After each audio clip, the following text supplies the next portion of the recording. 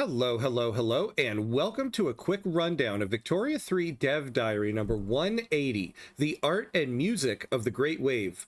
With a complete overhaul of the naval system comes a complete overhaul of what navies look like on the map. Add on to that a new immersion pack for Japan, and we have a whole bunch of new visual elements to go over. There are some exciting new things that you will see on the map, but there's also some interesting ways that they will generate these images. Since this update will cover the naval revamp and the Japan content, this dev diary is split into 3 parts. First, the new Japanese visual elements, and then the new naval visual elements. Then, to end it out, we'll see the new UI. So if you're a busy gamer on the go and don't have time to read the full dev diary, here is a quick TLDR rundown of what was discussed. As always, if you want to read the full dev diary, and I highly suggest that you do, a link to it is in the description. Let's dive in. Something I always love about these art dev diaries is they provide the source images they used as their inspiration. Here we see some of those images. Their goal with the visual elements of Japan is to preserve the classical architectural style while still seeing the progression to industrialization that we see everywhere else on the map. What you will see on the map is a distinct difference between the rural and urban architecture. Rural areas will have that classic Japanese style, while the urban areas will become more modern and industrialized. Here are some examples of what rural buildings in Japan will look like. For example, here we see a rural town hub depicting things like a market and a kabuki stage. As someone who has a bachelor's and a master's degree in theater, I cannot tell you how excited I am to see kabuki theaters pop up on my map. And now we see what some of the urban buildings will look like. Here are some industrial buildings with a growing urban city sparking up around it, and a shot of the urban side of a town on one shore and the rural side of the town on the other. Next, we have character DNA.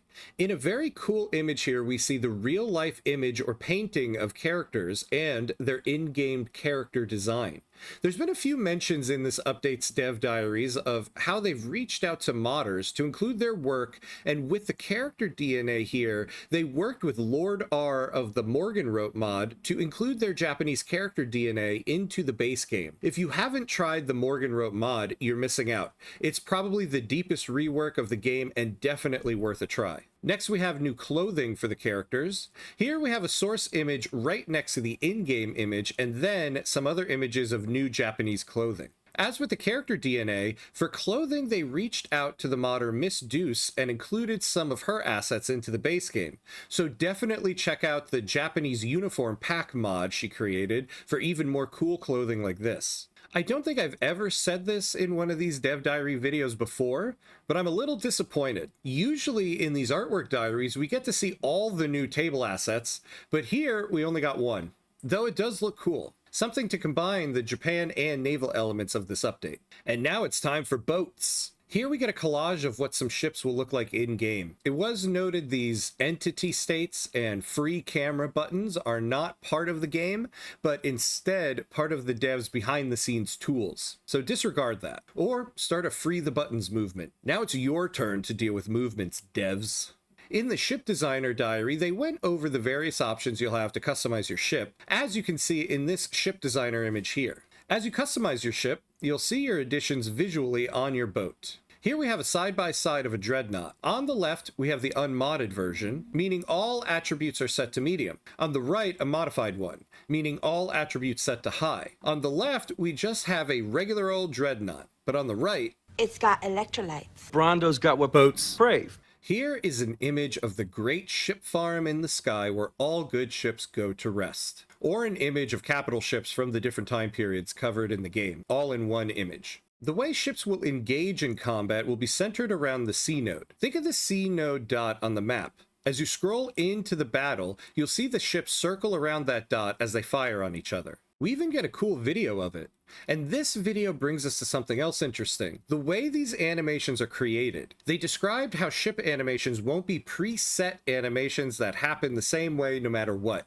Instead, the animations are based on a physics system that will allow sea conditions to affect how the ships move on the map. With rough waters, you'll see the ship struggling to bounce over waves, seeing all the tilt and pitch and all those other naval terms I don't know the meaning of. Same goes for the guns on the ship. All ship movements will look more closely tied to their surroundings as opposed to preset animations. And lastly, we have fortlets, buildings you can build in states containing a strait that you can use for strait defense. And now we move on to the UI. Here you see some of the various side panels and their new designs, and of course, their source images. Their main inspiration was Japanese lacquerware, making the UI panels look like they were made in the same fashion. Here's the base of each button you'll see in the UI, and of course, the lacquer UI in all its glory. Here you see a little bit more of a close-up of what the buttons will actually look like in the game. Next, we have the new paper map. Here are some of the photos they used for inspiration. They pulled from old Japanese war prints in ukiyo-e style. And here's the new paper map. As is the custom, the bottom portion of the map has imagery depicting important events in Japanese history or culture. Here is a closer look at some of the bottom images. Great waves, the Battle of Port Arthur, the creation of Japan by the deities Izanagi and Izanami, and of course a giant catfish causing the Ansai Edo earthquake of 1855. With the update to the naval system, we have a number of new icons. Here is a key describing what each one will mean. Ships have a number of new stats that have been covered over the last few dev diaries, and these will be the icons associated with them. When pulling up the ship designer, you'll see these icons, all of these corresponding to different customization options in the ship designer. An interesting note is that now we are going to get sea conditions.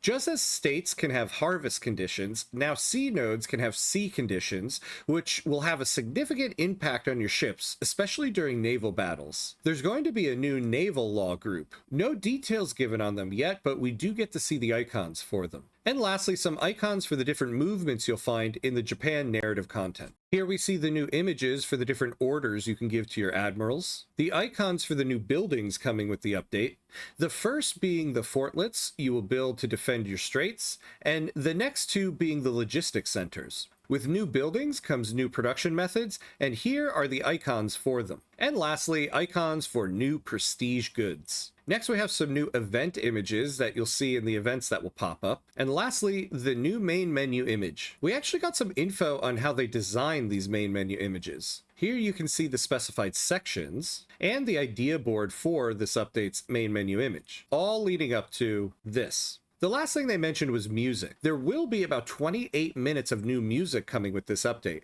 They gave an interesting background on how music is selected and how this applies to Japanese culture at the time. Since orchestral music wasn't as prevalent, a lot of traditional Japanese music was made up of soloists. This gave them an easier time creating a much larger music selection to come with an update instead of its own solo release, like was the case with Songs of the Homeland. Usually I end these by showing the pixelated schedule, but there isn't much schedule left to show. Next week we get the changelog and my favorite, the list of new achievements, but that will be the last dev diary before the release of update 1.13 and the Great Wave on April 28th. If you found this video helpful, please consider giving it a like and the channel a subscribe.